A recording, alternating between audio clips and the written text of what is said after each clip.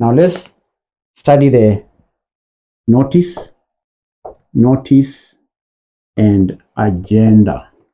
Notice and agenda management. Notice and agenda management. Now, the company secretary is responsible for ensuring directors are well informed. They are also well armed with the information before they enter the boardroom. That's why there is a notice period.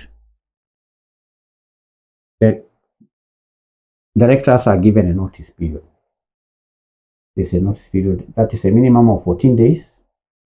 There is a minimum of 14 days notice, which is a standard for subsequent boardroom or board meetings. So this can be shortened when we have special board meetings. The standard is 14 days. 14 days. But I'm saying these 14 days can be shortened if there is an urgent matter or a special matter that the board is required to meet in order to solve a problem.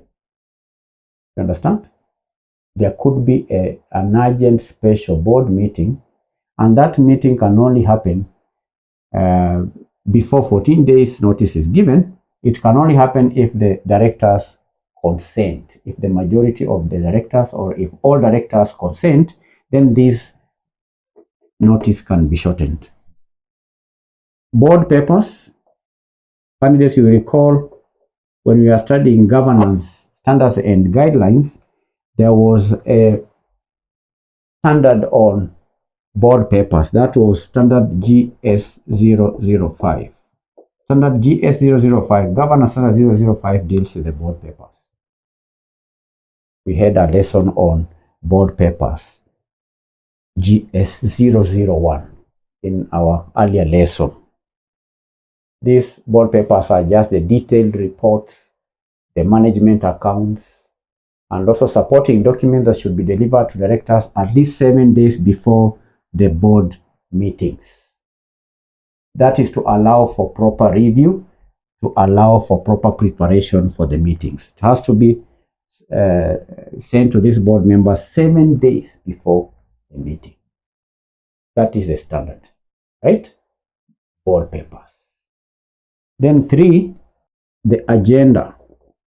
Agenda. Unlike the first meeting setup agenda, a subsequent meeting agenda is recurring and dynamic.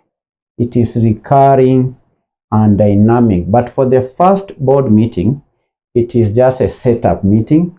We know what should be the agenda items. We discuss around 7 agenda items. But this one is recurring. That is recurring, and it is also dynamic. It is not as a standard as what we saw in the first board meeting. It is recurring and dynamic. That is to mean we have standing items. These are recurring items.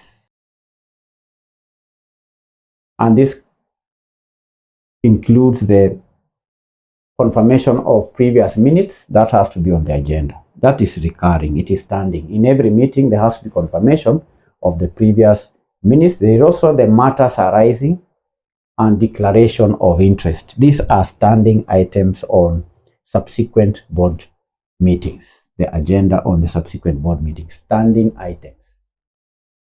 Then we have also strategic items. You will find on the agenda. Strategic items. Strategic items could be like the CEO's report, the financial performance or management accounts.